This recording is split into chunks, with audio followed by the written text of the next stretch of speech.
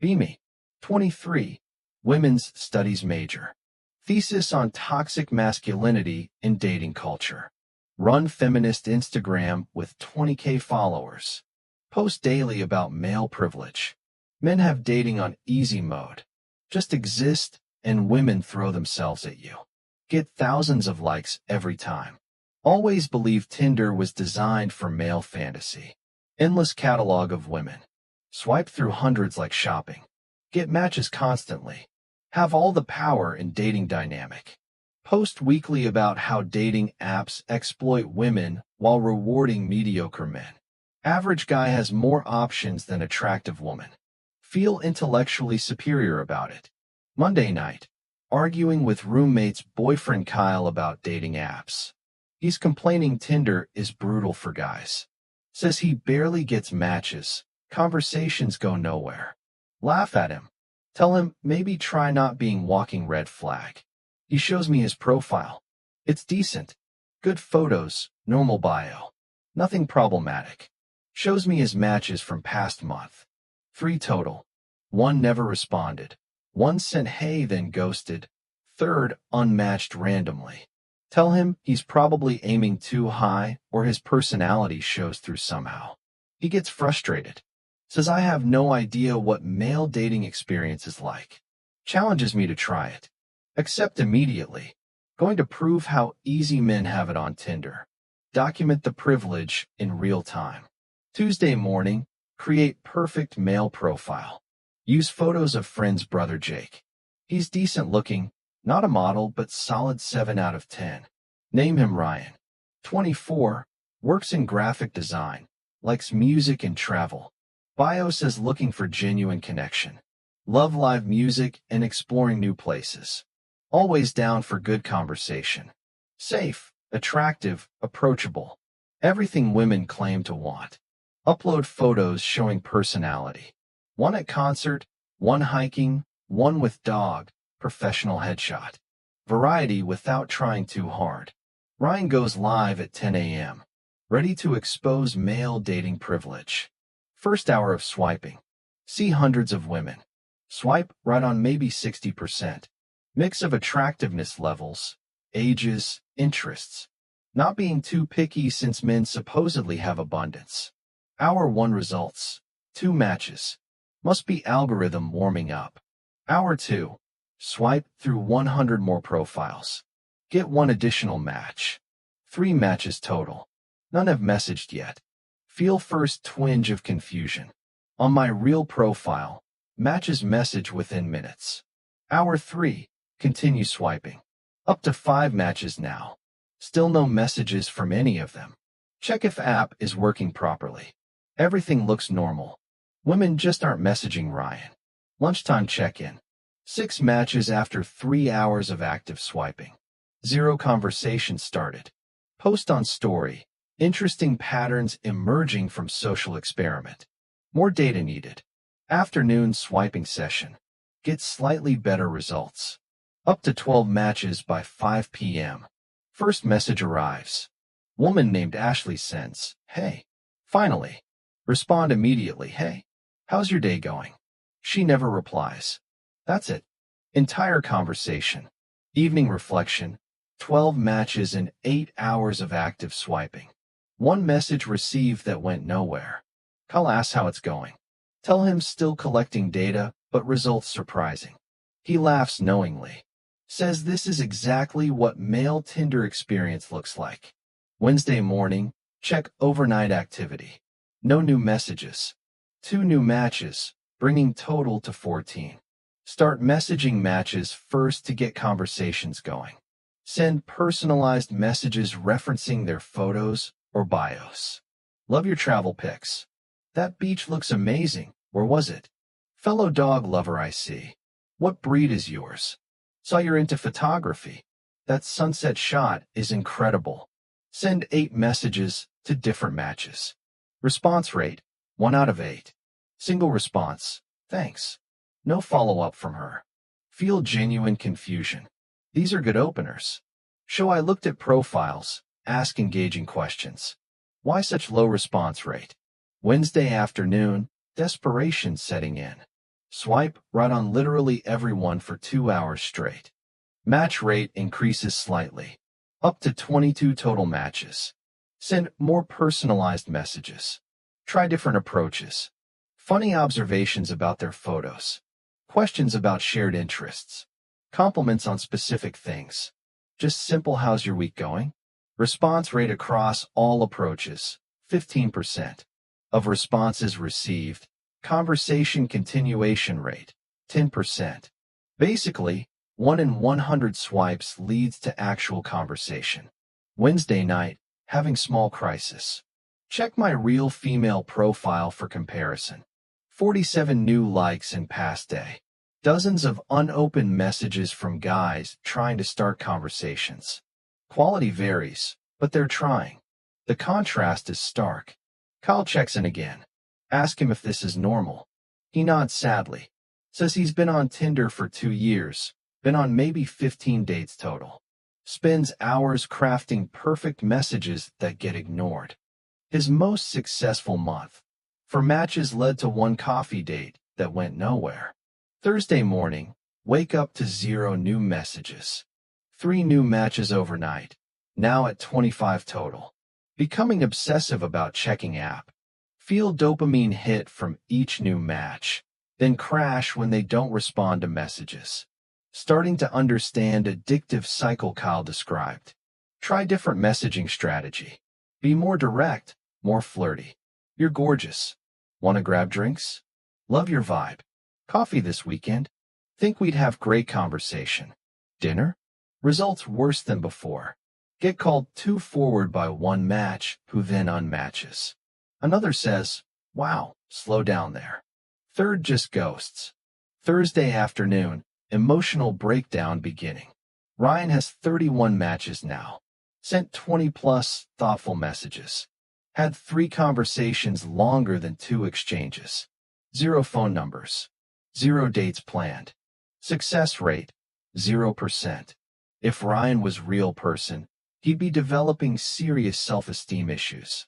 Every notification brings hope, then immediate disappointment when it's just new match who won't respond anyway.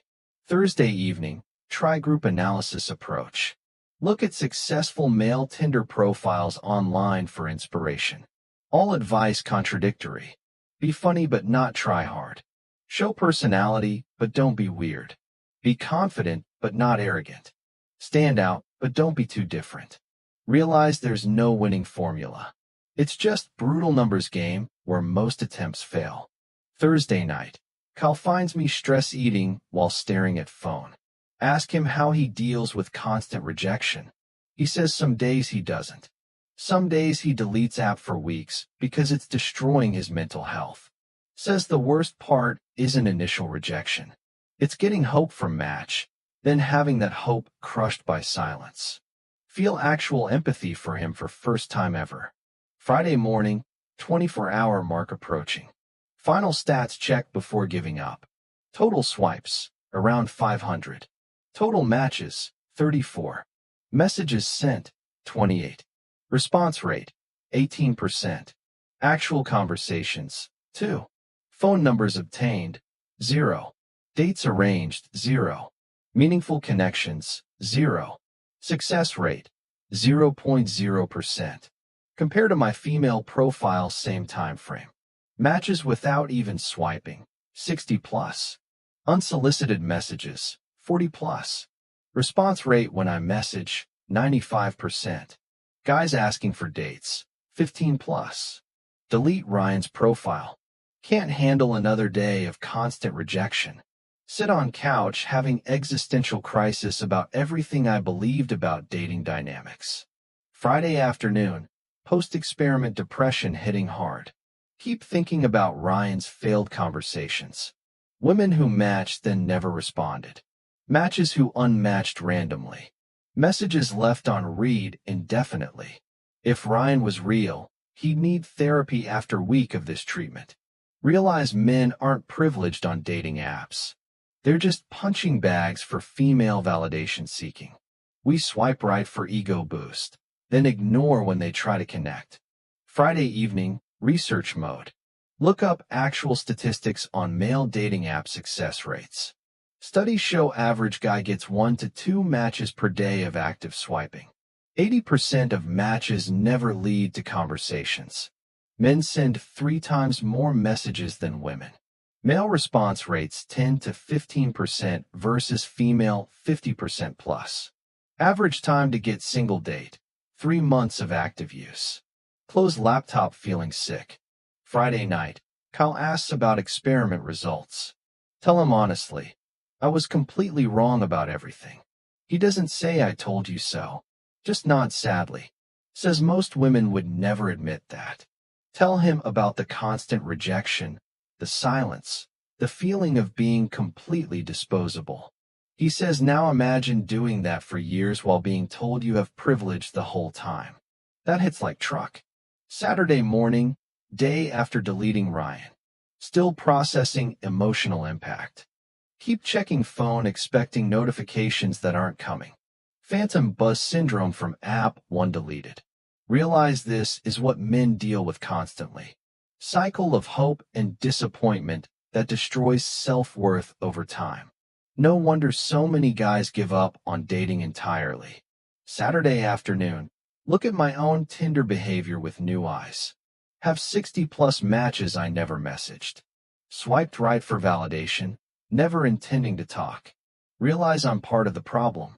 Treating matches like trophies instead of humans. Start messaging some matches, apologizing for delay. Mixed responses. Some guys grateful, others skeptical. Probably been burned too many times. Saturday night. Post cryptic update on Instagram. Learn something important about empathy this week.